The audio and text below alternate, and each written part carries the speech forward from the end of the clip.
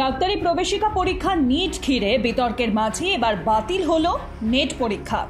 মঙ্গলবারও দেশব্যাপী বিভিন্ন শহরে 2024 সালের ইউজিসি নেট পরীক্ষা নেওয়া হয়েছিল, কিন্তু সেই পরীক্ষাতেও বেনিয়ম ও গরমিলের অভিযোগ ওঠে।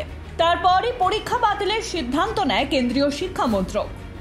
এই ঘটনার তদন্তভার তুলে দেওয়া হয়েছে সিবিআই এর হাতে। মঙ্গলবার বিভিন্ন কলেজ ও বিশ্ববিদ্যালয়ে অ্যাসিস্ট্যান্ট প্রফেসর পদ ও জুনিয়র রিসার্চ ফেলোশিপের জন্য এই পরীক্ষা নেওয়া হয়েছিল। 9 লাখেরও বেশি পরীক্ষার্থী দেশের বিভিন্ন প্রান্তে পরীক্ষায় বসেছিলেন। ওয়েবার শিটের মাধ্যমেই পরীক্ষা নেওয়া হয়েছিল।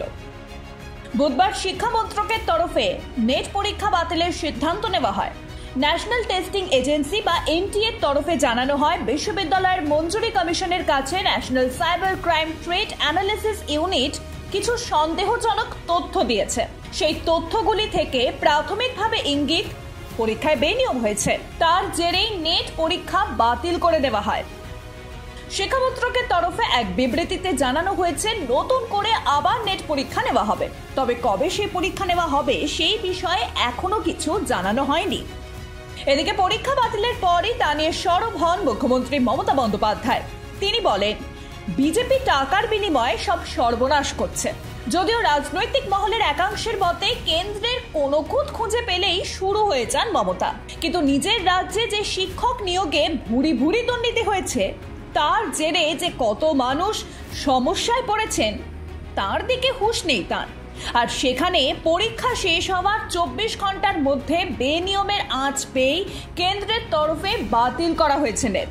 সেই সঙ্গে সিবিআই তদন্তেরও নির্দেশ দেওয়া হয়েছে।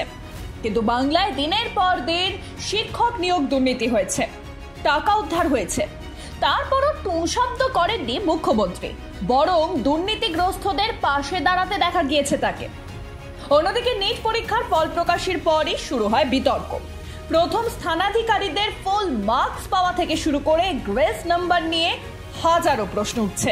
তারপরই গ্রেস মার্কস পাওয়া 1563 জনের পরীক্ষা বাতিল করা হয় এবং তাদের পুনরায় পরীক্ষা ঘোষণা করা হয়েছে। সেই বিতর্ক এখনো পর্যন্ত থামেনি।